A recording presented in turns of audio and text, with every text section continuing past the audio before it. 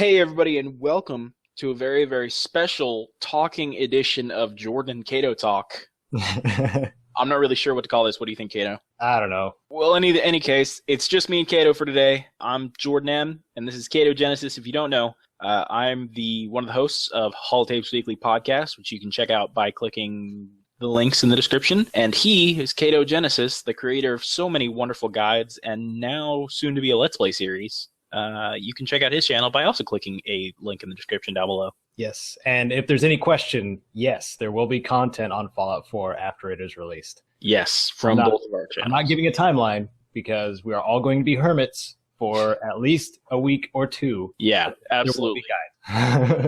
So, Caedo, you and I have just spent the last, 12 hours going over a ton of information that they released during Bethesda's E3 showcase. So before we really start talking about details, I just want to say a big thank you to Bethesda and a big congratulations to Bethesda for all the hard work that they've done and, for just giving us such a wonderful game and all this gameplay trailers. I mean, it was really just amazing overall experience if you watched it. Yeah. To put it into perspective, like since I recorded it, I had, a timer running for the entire thing. And so the entire thing ran like an hour and 39 minutes, and 40 of those minutes were Fallout 4.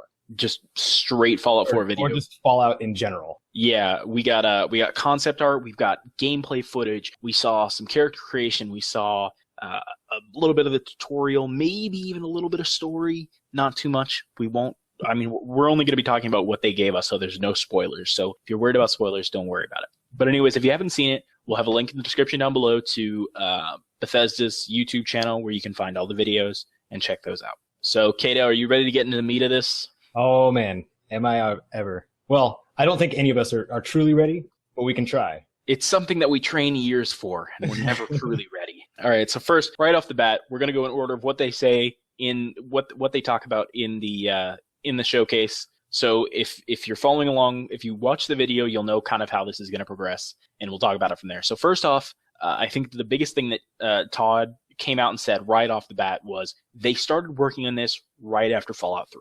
Yeah. Which is amazing, and it really explains some of the things that we saw as going on. I mean, 6 full years of development. I mean, that's a really long time. It's what a lot of us expected. And then immediately he jumps into gameplay footage. Yeah. And the first thing we see is a foggy mirror, and the character wipes it away, and you see 2 characters, a male and a female, both of them voiced. And the character creation screen, just tell me about it, Caedo. Well, it's basically a sculpting system. Like you can just select a section with your cursor or your controller and modify it. They have plenty of beards. I saw they have plenty of beards. No female beards, though. No female beards. Not that I saw anyway. No, but there were no sliders. It was a drag to change system. If you look really closely at the bottom in that YouTube video and you slow it down a little bit, you can see that you click on a particular part and then you can move it around with your cursor. You use a D-pad on consoles in order to move it around a little bit more precisely, along with changing some of the features a little bit. I know that a lot of people were concerned that you weren't going to be able to play as a female. That was a rumor that was going around. Completely untrue. You can play as a female. Todd said specifically that, if whoever you leave the customization screen with will be your player character. Exactly. And I think that's really what we expected. I know that a lot of people were worried about it. Caedo, I don't think that you and I were really worried about it too much. We knew that Bethesda was going to do fine. We kind of know how they work at this point. Yeah, I mean, like, it's been... They don't really try to leave things out. Yeah. I mean, and it would be weird for something that's been around since, further back than Morrowind. I think you could pick to be a female back in Daggerfall. Yeah. Wasn't even a Bethesda game at the time, and you could be a female there. So it would be weird if they hadn't included that. The detail on it was amazing, though. I mean, it was so detailed that you could see the pores on the male's face. You couldn't really see it on the woman's face. It looked like maybe she had a little bit of makeup on. Maybe you can change that. Not sure. Point being, very, very detailed. Mm-hmm. And then the other 2 things that I want to mention that most people I don't think are talking about yet is that if you look very, very closely before he puts his cursor on the male's or the female's face, there was an option. There's 2 options. One of them was a hit. Again, I'm assuming that this is all played on the Xbox One because it appeared to be Xbox controls. One of them was hit X for body. So modifying body type. Maybe we can have fat characters. Maybe we can have really muscular characters. We just don't know yet. But Maybe we can have a really muscular top end character and then really fat legs. Yeah, I mean, maybe. Kind of look like a bowling pin. Yep. And then the other option was there was a Y button that just said extras. And I'm really curious as to what that means. Future content, could be mod content, could be whatever. It could be. It could be, well, I guess not. But theoretically, later on down the road, they could add a race option or a species option. Yeah, that would be cool. That'd be weird because it would be weird. The whole pre-war thing. But that's the next thing we're going to talk about is that this whole tutorial takes place in pre-war. Yes. First time that we're getting any view of pre-war in-game, or I should say the first time that we were able to play through it. We did get a few screens in Fallout 1 and 2 of pre-war. Really not that much, though. No, very, very limited. They were just cinematic stuff. Yep. But anyways, yeah. You start off in a pre-war suburban home, and you're playing as a normal guy or girl who is mentioned to be a veteran of the war, and you have a wife and a child and a Mr. Handy called Codsworth.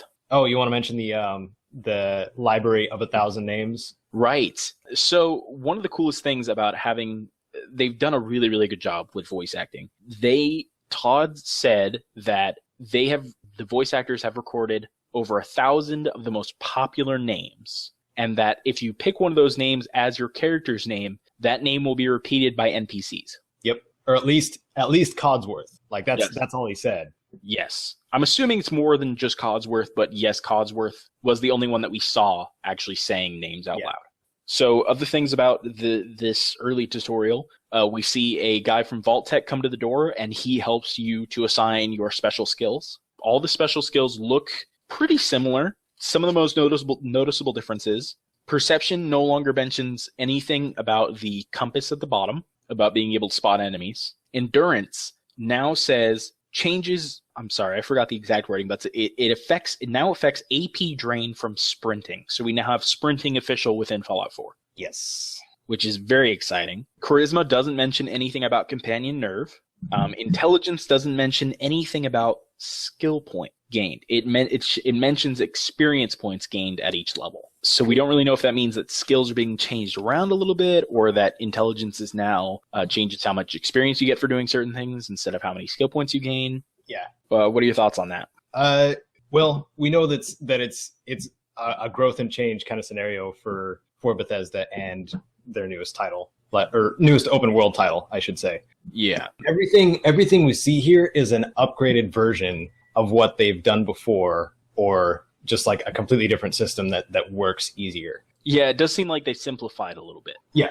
Like you have, well, for example, the character creation. Like, you don't have the mess of sliders you had to go through that sometimes bugged out, at least for me. And my character would always look surprised because his eyebrows would be like halfway up his forehead. Yeah.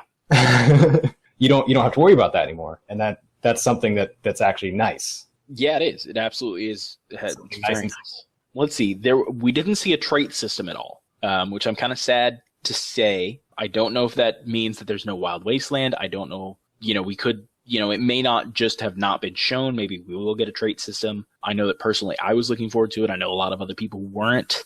So I guess we'll just see on that one. Yeah. Well, there's also like a big block of time missed because they weren't apt to sharing like much at all of the story. So like you have like when the bomb drops, and then a massive gap of time, and then picking up the Pip-Boy, and then outside the vault. Like everything in between, we still have yet to see. Yes, absolutely. So I guess we'll see. We also didn't see any perks. That's another thing that we really didn't see in any chunk of time. Todd did say in the post-show, he was asked about what his favorite perk was, and he said there were so many that he liked that he couldn't talk about because they were all in Fallout. So there's quite a few perks. Yeah, but we did see a couple perks mentioned. For example, we saw one that was called Local Leader. We saw one that was called Science, and we're really not sure what any of those mean yet, but, just little things that we're observing. Yeah, we could probably mention the Science and Gun Nut later for the... Yeah, so let's see. Moving on, so a little bit about the story that we do get to see. Again, I mentioned that the character mentions that they are a veteran of the war, and that on the night that the bombs dropped, they were going to go to some sort of veterans ball or veterans event. Todd goes on to say that as you're running to the vault, the bombs drop, you get into the vault safely, you wake up 200 years later being the only survivor of Vault 111. Yeah, and the details of that are not shared. Not They're yet. not shared. Obviously, the fact that you survived for 200 years, it's probably some sort of suspended animation. But again, we really don't know how your character manages to survive for that long, etc., etc. The only character that your character knows that is alive is Codsworth, the butler from the tutorial, who is still alive. That's all we know of the story so far. Yeah, and it said, I had it written down, the location of Boston. Player lived in Sanctuary Hills. Yes. A place called Sanctuary Hills is where your suburban home was. Yep. Also, wanted to point it out, in the background of some of the scenes, you can see a lesbian couple. Really? Which is interesting, yeah. I just, somebody pointed that out. I thought it was very, very interesting. I don't know if that's part of the lore, or maybe it was just part of the trailer that was sort of mixed up a little bit, or if Bethesda is trying to show off more of a diverse cast. We don't know. But in any case, I just thought it was interesting. It was in the background. Yeah. Let's see. So let's talk a little bit about these specs. They say that it's running on a modified creation engine, which is completely fine. It still looks great. We do realize the creation engine is getting kind of old at this point. It's the same engine that they use for Fallout 3 New Vegas and Skyrim. So I guess we'll see. They've added volumetric lighting, which really makes a lot of these things sparkle. They show the way water is running down in a creek, and that was really pretty. Yeah. Yes, it was. So, and just the way the light plays just makes everything look really, really nice. We got some pretty lens flare effects as your character was coming out of the vault. Should mention, this is the first vault where instead of walking through a cavern, you come up through an elevator. Yeah, it's got either two doors or a series of doors for exiting. Yes. Let's see. If you're wondering why it's taking us a minute to in between conversations, well, I guess it won't really be an editing. It'll be edited for sure. Yeah, it'll be edited out, but we've got a lot of notes here that we're just trying to go through, and there's a lot of it. Take your time, watch through this gameplay multiple times if you really need to. Yeah, absolutely. So let's talk about that dog. That dog. That dog. That Jordan is not quite a fan of dog companions. No, I'm not a fan of. Listen, the only good companion that ever existed was Elizabeth from BioShock Infinite. Yeah. I can't argue that because I never played BioShock Infinite. Well, anyways, this dog, who is named Dog when you initially meet him, but it's shown in some of the other parts that his name is Dog Meat. We don't know if you're going to be able to name the dog, or maybe he gains the name Dog Meat later. That would be a nice little callback, but we're not sure yet. I'm assuming that you name him. Yeah. What do you think? Yeah? I would guess so. Yeah. Like the protagonist calls Dog Meat Pal, or the dog Pal. So like that leaves it open for naming it something else. Yes. Once again, we would have to see though. So the dog can be given commands, including picking items up, going into a specific spot, investigating, activating environmental interactions, things like that. And also what it looks like to be attack commands as well. Yes, that dog looked vicious in some of those attacks. So that's that. And then we'll go back to we mentioned that the protagonist talks to the dog. Again, voice protagonist for both male and female. They mentioned that they had over 13,000 lines recorded over the last 2 years. Wow. Yeah, which is pretty incredible. And this is all going to come through their new conversation system, which is now on consoles. Again, they showed this being played on a console. They didn't show this being played on a PC. It is now button commands, and instead of telling you exactly what your character is saying, it's giving you a short description. So I think in the video they say one of your character's responses to Codsworth is "get food," and then your character says "yeah," and he goes on and has a whole couple of sentences based around just those two words. Yeah. But it could have been also it could have been on a PC with an Xbox controller. It could have been that. That's very true. But it's very, very interesting. Mentions that with this new conversation system, you can do it in first person or third person if you want to see your character's face, or if you don't want to. You can walk away mid-conversation. You can shoot them in the face mid-conversation. It's really up to you. You now have way more control with the conversation. Yep. So after that, we start to get to see some of the first combat against some mole rats with the dog, who for now we'll call Dog Meat.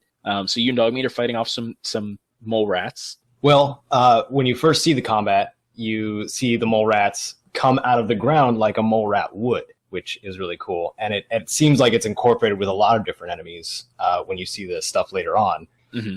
But having that, something may be lurking underground feeling is going to add a lot to the environment. Agreed.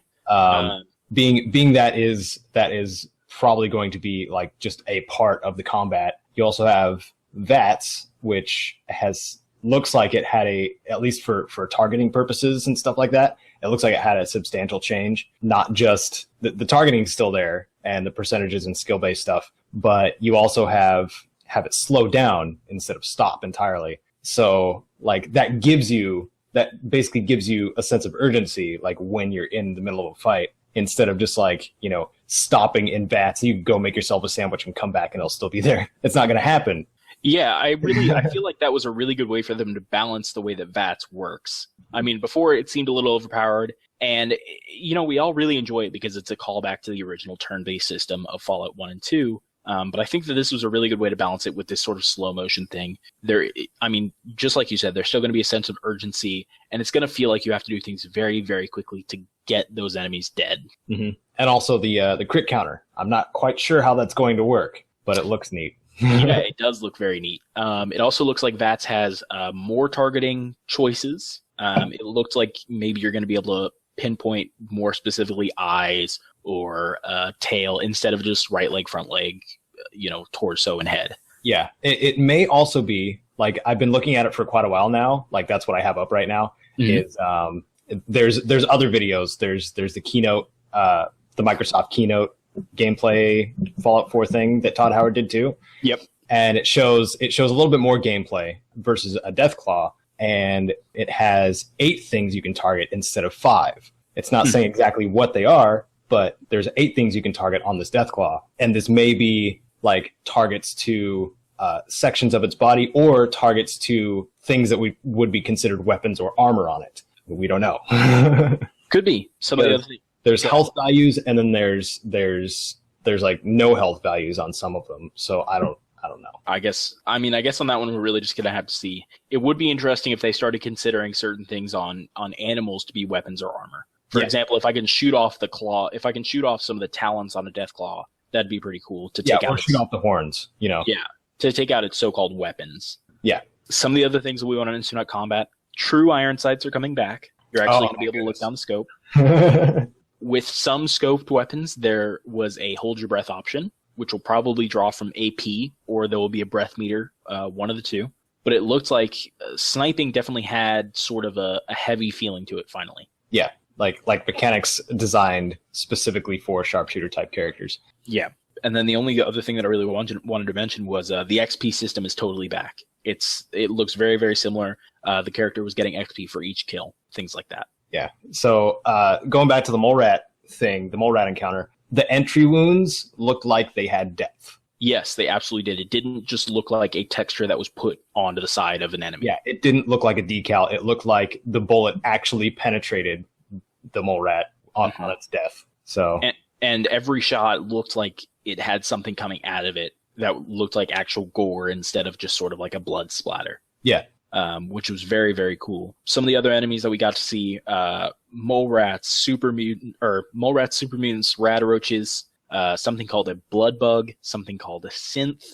We got to see the Brotherhood is back because the character was fighting a Brotherhood initiate at some point. Well, I did want to mention too the Mirelurk Queen and the Yao Guai and the Deathclaw. They all have a menacing feel in combat, and in one sequence during the actual showcase, one of the second Deathclaw you see picks the player character up and roars at it, and then picks the player character up, and then probably a death sequence. I'm wondering how many enemies will actually have their own kind of finishers. Yeah, that's very true. The other thing that I wanted to mention was all the enemies look amazing. They all look much more realistic now. Oh yeah.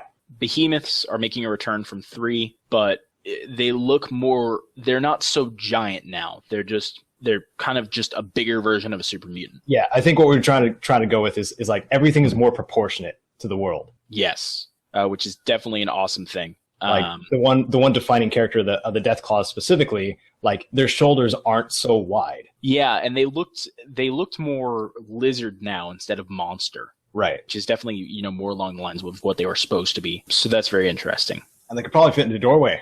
Finally. I know Jordan B is going to be a little disheartened, but they could probably fit in the doorway now. Yeah. Let's see. Going back to power armor. Yes. We finally get to see how you get into power armor, which is the whole back opens up and you step into it. A very, very cool feature. Yeah.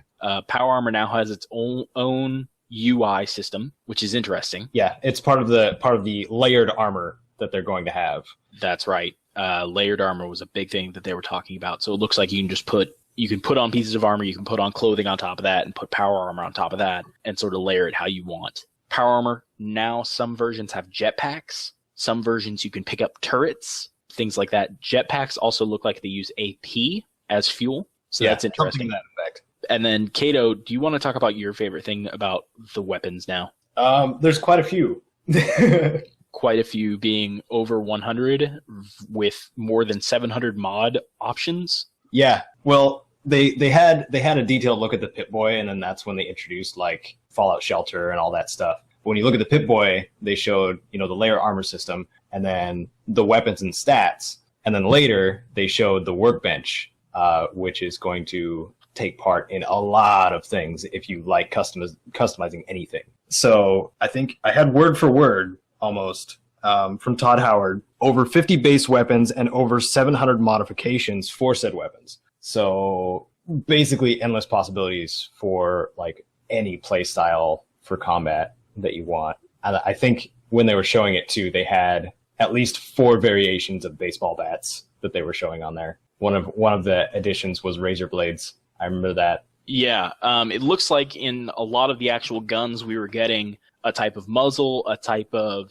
stock, a type of scope, all sorts of things like that. And again, they said there was over 700 different mods that you could put on weapons, which is just an incredible number. And one of the coolest things about that was within the crafting of each of those mods, you can now use what most of the time we were considering junk within Fallout 3 and New Vegas as components. Everything now has a use. Yep. Like, like it shows the scope, and then it shows, what can be used for glass, and then, metal components, and then whatever else. Like, there's a bunch of different miscellaneous items you can use for each thing. Yeah, it was really just incredible to see. I mean, they had toy cars and things like that as components that you could use. And normally these were things in previous games where we sort of just glossed them over because there was literally no purpose to them. And now the rocket launcher, which is now back but has a different name.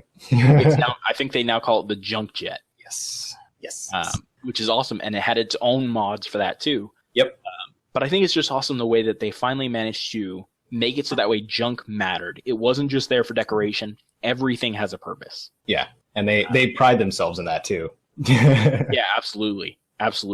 And I think that with a lot of these, I mean, there were so many weapons and modifications that I don't think that you're going to be able to get all of them within one playthrough. I don't think you're going to be able to make every single version of a weapon within 10 playthroughs. Yeah, there's going to be massive amounts of replayability to this. Also depending on how long the campaign is and how many player choices there actually are. Like, yeah.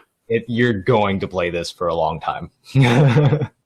One of the things that we didn't really see with the crafting is we didn't see any sort of skill gates in crafting. Now, it could just be that they didn't show any. We did see a couple of perk gates when crafting, so we do know that perks are coming back in some sort of way. You want me to... Go ahead. Okay, so what I saw in there, they were switching really fast between weapons just to show like how much stuff you could do. But on a couple of them, on the right side, you would see a little icon with the Vault Boy, and it would say science or gun nut. That's the only ones I saw. But gun nut is a perk, obviously. So I think it was either science or gun nut that showed up, and it had a rank above it. And one of them said rank 1, and one of them said rank 4. That's probably going to be more along the lines of specifying your crafting ability. Yeah, I think that's, I mean, it's just so detailed that we don't really know anything yet. Yeah,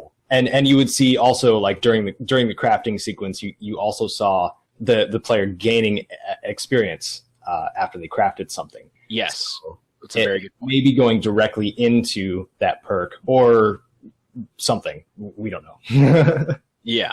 One of the things that we did see, not in Bethesda's showcase, but in the Xbox showcase this morning, which we missed most of, you and I, but we did see that, speaking of weapons, this game is going to have signature weapon, and it was something called a laser musket, Mm-hmm. and it was a hand-cranked laser weapon. Yep. And it was the weapon that we saw in the original screenshot that came out of the garage. Yep. And it looked like that was going to be moddable too. But the other thing that I wanted to mention that was going to be moddable finally was power armor. You're going to be able to mod and create your own power armor. Oh man, yeah, that had my my imagination quite aroused, because if you slow it down and look at it too, I'm gonna have screenshots up for this too, and I gave them.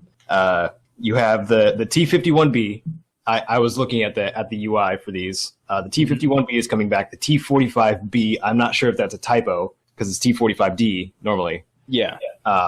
Then they have the T60, which is what we were seeing in the trailer that all the U.S. military were wearing. And then the X01 Mark II, which is the advanced power armor that the original Enclave wore. Yeah. And in looking through it really quick, I saw a couple of other ones that weren't listed by name, but they did show them a little bit. It looked like we saw the Hellfire helmets from Fallout 3. Yeah. And it looked like maybe even the Tesla armor chest piece from Fallout 3 as well. Yeah. And of course, they came with their own modifications as well, which was, what was it called? Lead lined or lead plating. Yeah. And then blast or explosive plating, something to that effect. Yeah. You know, something to add to your stats, basically. And then you also saw the resistances. You had radiation and what looked like pulse or electricity or something to that effect. And then, of course, the armor value.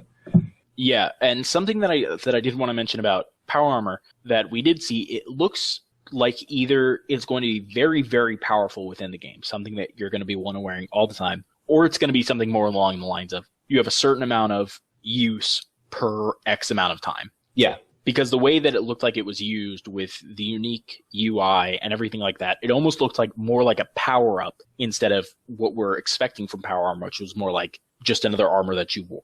Yeah, and that itself would make sense because power is a valuable commodity. It absolutely is. Yeah, the one of the things I wanted to mention too, and I was saving it for the actual podcast because I'm not sure if you noticed, Jordan, but when you see the combat with the player character using a missile launcher on a Brotherhood of Steel initiate, you see the rocket hit the initiate, but there's no like huge explosion. It just hits him, but chunks of his armor fly off. Interesting. So first off, we've got sort of a destructible environment here from mole rats. We see them like digging up through the earth. And in another screenshot, we saw a piece of a building flying off during combat, and now maybe even armor that's blowing apart. Yep. I feel like everybody's gonna want to get an upgraded PC for this game. Yeah, that's what I'm doing. I was shopping last night. Don't have the money yet, but it's gonna happen. Donate to Caedo's Kickstarter fund. I'm not gonna start a Kickstarter for my own PC. But in all seriousness, I mean, the combat just in general and all these modifications and everything just look amazing. And I think that we need to move on to the other really big thing that Jordan B predicted that we were all hoping for, which is a fully buildable settlement system. Oh, yeah. So what it showed was showing that he would break buildings and items down for their component parts and then use those to build up a house and a settlement. Now, this didn't just go to 4 walls and a bed. This went into, he added a bobblehead stand to his house. He added some seats to his house, decorations. He added a mounted Brahmin head. It went on further. It went on to add a garden. It went on to add specific resources that you could gather there. It went on to building an electrical system so that way you could have self-defense and automated turrets because your settlement will be attacked by raiders. Yeah. And lead into a tower defense minigame, which looked freaking fun. It looked very fun. Absolutely. And something that they sort of glossed over, but they mentioned that once you have a lot of this stuff set up, traders will want to come in and set up shop within your settlement. Mm-hmm. And he mentioned that you're going to be able to trade with them. He said this is the way you're going to get some of the best weapons in the game. And he mentioned that you're going to be able to have trade caravans going between your settlements. Yeah.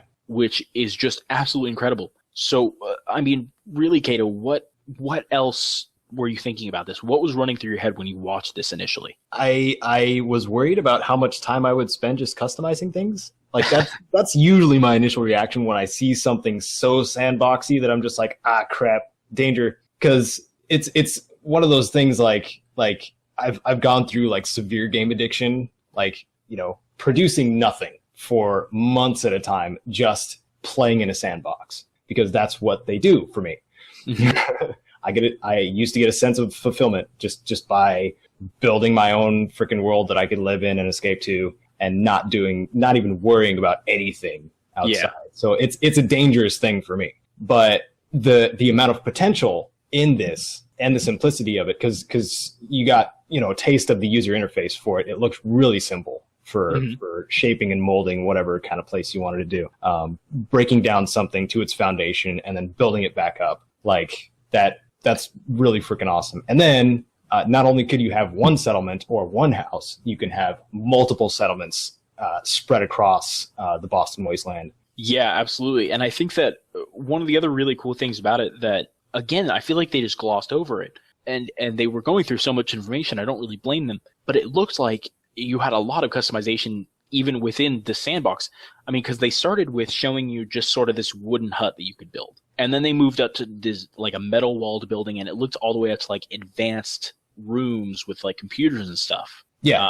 Which was just awesome. And I wanted to mention the setting up the electrical system too, like running wiring, like that's a little advanced for setting up something like that. Like you are basically setting up scripts. Yeah, I absolutely agree. And it's really incredible how much they managed to put into this one game. And to be honest, it has me worried about, is this going to run properly on most PCs and most consoles? Or is it going to be slow and buggy as all get out? Yeah, that worries me a little bit too. But maybe they found a way to oversimplify it or just simplify it a little bit. Yeah, when it comes to like loading things up and whatnot. Absolutely. When the power system, I wanted to mention the power system.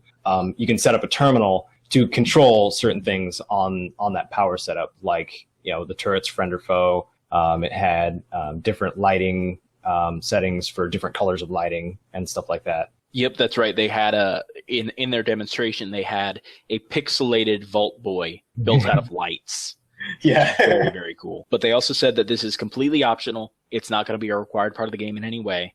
But, I mean, it was very, very Minecraft-esque, which is great because Minecraft is one of the best-selling, video games of all time at this point. Yeah. And so to incorporate some of that sandbox, just like you said, it's a dangerous thing. Yeah. If you have any inclination and or weakness to, sandboxy type, create your own type things, you're going to have a freaking heyday with this.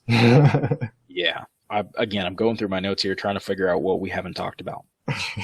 All right. So some of the other things that we noticed on some of the more finer points, right after they showed this sort of settlement customization, they showed a very, very cool clip of a character throwing some sort of smoke grenade or flare out into a suburban area, and a vertibird comes and picks up the player character. Yep. And then the player sits in a gun turret and gets to fire while it flies them to a destination. Yep. I don't know if this is a fast travel system. I don't know if this is a quest item, but it is super cool. That's what I had to say about it. Yeah. There was some combat elements also that I wanted to mention. Go ahead. Like if you weren't stopping it frame for frame, you would have missed it unless you watched it like a crap ton of times. For one, I did not see any dual wielding. I don't know if that'll actually be a thing. It may be like situational depending on what weapon you're using. Like if you're using like power fists, like I would love to see like dual power fist. But what I saw was in one of the sequences when you were fighting, or when the player character was fighting a raider on a pier, he was able to pistol whip him. So we might just get a melee button finally. Smacked, or like a secondary fire. Yeah. And that's something that was desperately needed to help the flow of combat. Like just something, because in Fallout 3, like weapon switching is not an easy task. Like playing through it again currently, like weapon switching is a pain in the butt. when you're in the middle of a fight and you have, you know, your long range weapon and the enemy closes the gap and you have to switch to your shotgun or whatever melee weapon you have. It's not really fluid and easy. Like the enemy will get hits on you because you're not able to switch fast enough. So that's really, really cool. And hopefully we'll see more development of that as we get more and more information about the game. I think that's really everything they covered in their initial showcase. Yeah. I mean, we did kind of avoid like, ordering, if you order the special, well, we do want to mention the release date too. Yes, the release date is November 10th, 2015. So congratulations, Jordan B. You did beat me on that bet. Yeah. I was betting that it was going to come out in October. She got it with November. But November 10th, 2015, there is a special edition available that comes with a special case. It comes with a Pip-Boy that can put your phone into it. And some versions I think it might only be in the UK. It might be in the US as well. Came with a bobblehead. Okay. I didn't know if you wanted to touch on like the new enemies we were introduced to. Yeah, go ahead. Okay, so we had the Mirelurk Queen, which was the creepy crawly that we got. We got a short little clip of. The player character probably got wrecked by it because you didn't really see him firing. You just saw him reloading and then it inching closer to him. But it's a very interesting crab-like beastie, about the same height as a Deathclaw, I would say, if not a little bit taller. I would say a little bit taller, yeah. But I think that the biggest thing there was that, it comes back to the whole, it looks realistic now. Yeah, it has that look that makes it believable. Whereas, like in Fallout, especially Fallout 3, New Vegas did a little bit better. But in Fallout 3, you'd see enemies like the super mutants. If they were called anything else, you would leave it to that discretion. Yeah. Like they could have been not once human, and you could have been fine with it because they didn't really have that many attributes except being bipedal humanoid types. Yeah. And freaking yellow. I think that they're definitely going for more realism. Somebody pointed out to me on Reddit that the other thing that they really seem to be focusing on with, besides the detail with the enemies, is that everything looks, size-wise, looks correct now. No, the houses don't look so cramped. It actually looks like someone could live in them. The enemies don't look so small or so large. They actually look believable. And I think that that's something that they're really focusing on, is more of the realism within the graphics. Yeah. And there was the, I watched it again. We've both watched it again several times. The sequence with the Raider Psycho as well. You're shooting at him at point blank, and the chest plate comes off. Mm-hmm. It's a very short sequence. Yeah, more of that destructible armor. We get to see more of that layered armor system because it looked like he had something underneath the chest piece, some sort of lighter cloth item. Yeah, the gore looks a little bit less cartoony. Mm-hmm. Than the original Fallouts. It seems to work a lot better. You get a feel for weather effects. A little bit.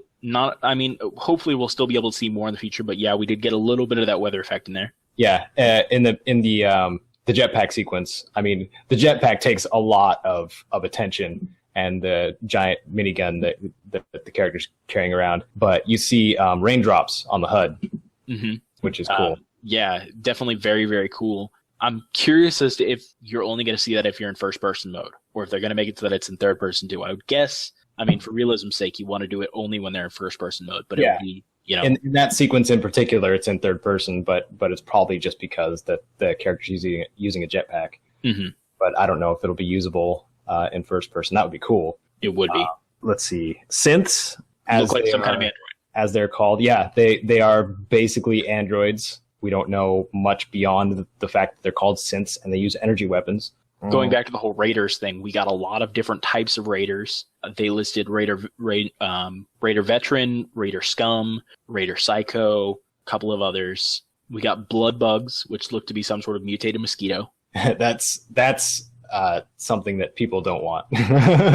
Yeah, no kidding. People want it, but at the same time, it's something you would see in a wasteland where you don't want to encounter it, Yeah, and if you look at the specific sequence where they show what they call the blood bug, it looks like it puts its needle directly into your chest, which is terrifying. Yeah, And how about that, West Nile? I mean, there's just really what it comes down to is I can't wait for this game. I can't wait to just do everything in it. Yeah, it's going to be awesome. It is. Was there anything else that we really needed to talk about, Caedo? There was some first-person animations that I took note of, such as during the not just reload sequences for weapons, because that's pretty obvious, but like when you leave the vault, and there was a couple others, I don't remember them exactly. Climbing into the vertibird and stuff like that, like your arms at least are visible during those sequences. So you get the feeling that you're actually, hefting yourself up into the vertibird, and it gives extra immersion to the game. Because right now, in Fallout 3, I have the enhanced camera mod, which basically just puts the player character camera and the player character's body directly underneath it. So like anything you do that would happen in third person now happens in first person. Okay. It's enhanced camera. That's what it does. Okay. So it basically just shows you all the little animations that you wouldn't see. Yeah, and even deaths. Even deaths are now in first person for me. And that's actually it adds entertainment value also, because if my character's head explodes, like all I see is like just a bunch of blood on the screen and gray. There's nothing there. That's really interesting. And I really like the fact that they're going for more of a dynamic feel when it does come to like the player's hands and things. They're actually moving around and things like that. We should also mention that facial expressions are a lot better now too. Mm-hmm. It's not just an up and down sort of mannequin style. Rad scorpions burrow also. Excellent. Terrifying. Excellent. Mole rats. I mean, mole rats are the same way. It's it looks like environment is going to be another big part. We're going to be able to interact with the environment a lot. Yeah. Now, if we had sandworms, oh man, Tremors remake. Maybe we'll see a super mutant reaching through the wall to grab you. Oh, that would be awesome. There may be. I see a raider boss getting a bat to the face. Mm-hmm. We may see selective targeting for melee also, instead of just targeting the whole body, which would be nice. Yeah, I think that everybody who played melee is kind of feeling that we really want V.A.T.S to work correctly with melee. Yeah, having the special V.A.T.S moves in New Vegas helped, but it still didn't give it the full potential that guns had. Yeah. Even though it was so devastating with certain weapons. Some of the other things that we noticed, it looked like there might be some arena-style gameplay. Oh, yeah. Like Thunderdome. Yeah, kind of like Thunderdome, very much so. Very cool. Don't know if that's going to be a quest or like a side mission or what, but it looked very cool. It did show 2 NPCs fighting and things like that. And then something that just got announced today, which is very exciting in general, and it's sort of a big development for Bethesda, is that they just announced at Xbox's keynote announcement that Fallout 4 will have mods for free on Xbox One, and it will also have Fallout 3 for free if you purchase Fallout 4 with Xbox One. That one was a little bittersweet for me because, well, just being on PC, but console-wise, I usually go with Sony, and I know Sony has been boned every single time with Bethesda games. Yeah. Well, here's the thing, is that it seems like Bethesda sort of pushes for Microsoft. It seems like if you're going to have console, if you wanted to say that Bethesda had any sort of console favoritism, it seems like it would be to Xbox. Yeah, and that's understandable completely, but it still sucks for it does suck. It does suck. Sony players. And who knows, maybe we'll see mod support for Sony later. But it was very, very interesting that they're pushing mods so much that they're trying to make it come to consoles, which is just incredible. Yeah. The Siegebreaker, was it called the Siegebreaker Sentry Bot? Yes. Oh man, that's something you don't want to see, but you want to see also. It looked like that Super Sentry Bot from Old World Blues. What was the name of it? I don't remember. Okay. Well, there was a super big Sentry Bot that was in Old World Blues that you could fight. Very much reminded me of it. But it looks like a lot of these enemies have a lot of subtypes. It looks like a lot of these enemies are going to be more unique, and every battle is going to be a little bit different now, is really what it looks like. We got a lot of looks at the existing settlements too. Uh-huh. You want to talk about those? Yeah, a little bit. Like I have screenshots of almost all of them. Okay. But there's only so much you can draw from a screenshot of a place. Oh, we should mention that that in Xbox's keynote talks, they did show new footage that wasn't shown in the Bethesda showcase. Yeah, so you should see that, and it should be linked, right? Yeah, it'll be linked in the description. And it looked like we got introduced to maybe one of the main characters of the series. It looked like we saw maybe one of the first early quests or something along those lines. I forgot what his name was. Garvey something. Okay, so go ahead. No, go ahead. Okay. We initially saw like emerging from the vault, like that's one of the iconic things, like just seeing the vast wasteland before you. And then later on, we saw walking under a highway. That's pretty nice. Pretty much all the detail that you see in the screenshot, like is travel you could travel to kind of thing. At least it gives the appearance of that. Yeah. And then they showed, I think it was towards the end, they showed a lot of settlements or a lot of abandoned places, one of which was in a swamp. It had very, very atmospheric lighting and fog. Yeah, that was definitely one of the places where we saw more of those weather effects, where the fog was sort of rolling in, and it wasn't like just a blank fog. It actually looked like it was swirling and moving like real fog would. Yeah, and then there was what looked like a massive wrecked airliner that you could probably travel and jump through and explore. I'm not sure if it was a military or just civilian aircraft, but it's huge. Giant. You also see some sort of quarry. I believe there was an NPC walking around somewhere there. Yeah, it looked kind of like a raider on a railing down below. Yeah, and then back to a swamp-like area, you see a ghoul kind of shambling about. Ghouls taking on a very, very cool feeling in this game. They look more zombie-ish. Yep, feral ghouls at least. Yeah, we haven't seen the non-feral types yet, I don't think. That's the one thing that we actually haven't talked about yet is a whole bunch of the concept art that they showed before they even showed gameplay footage. Oh yeah, I didn't take any notes on that. I took a whole bunch of notes. So some of the things that we saw, so we saw a bunch of art for terminals, and Todd said that was one of the first things that they did was they sat down and they said, we want to focus a lot on details in this one. So every single computer has its own, I shouldn't say every single one, but they designed a whole bunch of concept art for a bunch of terminals.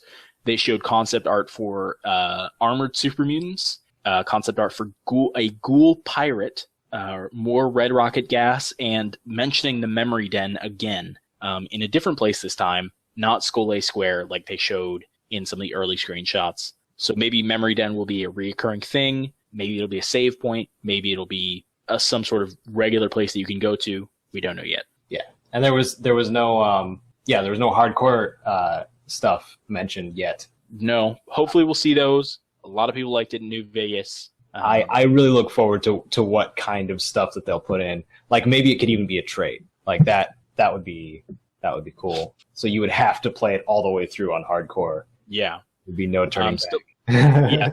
If they have that, hopefully we'll have Wild Wasteland as well. I know a lot of people like that as well. Oh, you have to. You have to have Wild Wasteland. Mm-hmm. Or at least goofy encounters based on luck. Like, there's got to be something like that. Yeah, that's sort of a staple of the Fallout series. Yeah, and then there's a dark clouded little suburban area.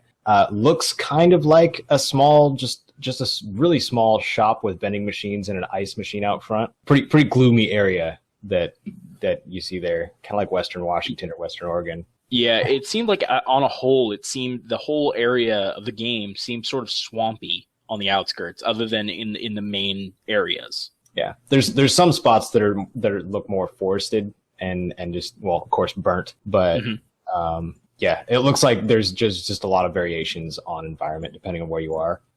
And then you see I guess what looks like a train track bridge with looks like a train on it. It's the most BA train I've ever seen. Maybe we're looking at the weapon of some raiders. Maybe we're looking at a settlement. It just looks like a vehicle of some kind. This is the small one. Wow, I didn't realize that one. One of the more faded out, like foggy images, probably irradiated to some extent. There's a massive globe-like silo type thing in the background. Interesting. Wondering what that's all about. Yeah, but I mean, again, do your own analysis on this. Don't take us, just on our word. definitely go through and look at some of the screenshots and go through and watch the videos multiple times, slow it down, play it at a quarter speed, pause and stop and pause and play and pause and play and pause and play to your little heart's content. And, send us some questions, send us some comments, and tell us what you think and all that good stuff. Oh, there's also a tactical strike. I forgot to mention that. At the very end of the combat preview, there is a massive tactical strike on what looks like a pretty big city. It almost looks like an atomic bomb went off. It looks like a bomb, but it also looks like a beam weapon of some kind. Maybe a combination of the two. Could be. Still no sign of what our main enemy is going to be. Again, we did see the Brotherhood, so they're probably going to come back as a main player. It looks like there may be some sort of militia. Again, in the Xbox keynote videos that we saw, it looked like one of the gentlemen there was dressed in some sort of sheriff's uniform. So we may be seeing some sort of militia. Guess we'll see. Yeah. But other than that, was there anything you want to talk about, Caedo? I am excited. I'm excited. I'm probably going to be spewing a lot of just verbal nonsense about Fallout 4 during my playthrough of Fallout 3. So yes, go and watch that. We'll have a link to that video as well. That'll be this Friday. At least it should be. It should be this Friday that the first episode should be out. I need some feedback on runtime. I'm thinking like 15-minute increments, editing out the unnecessary stuff like loading screens and inventory management. But yeah. Yep. So if you have preferences on how Caedo does his playthroughs, leave a comment. Tell us what you think. Leave questions and comments on this video. Leave questions and comments about anything from the release gameplay or anything like that. Any of your thoughts whatsoever. Yeah. What you think, or conclusions you drew from all of the stuff we've been shown so far at E3. Holy crap. Yeah, it's been a lot. I pretty much lost my mind yesterday. I have it back now, but it was just gone by the end. Oh, well, if you have your mind back, do you think you could help me find my marbles? No. But anyways, everyone, thanks for watching. Make sure you check out the links in the description down below. Give this video a like, subscribe to whatever channel we put this up on, and have a great day. Yeah. Bye.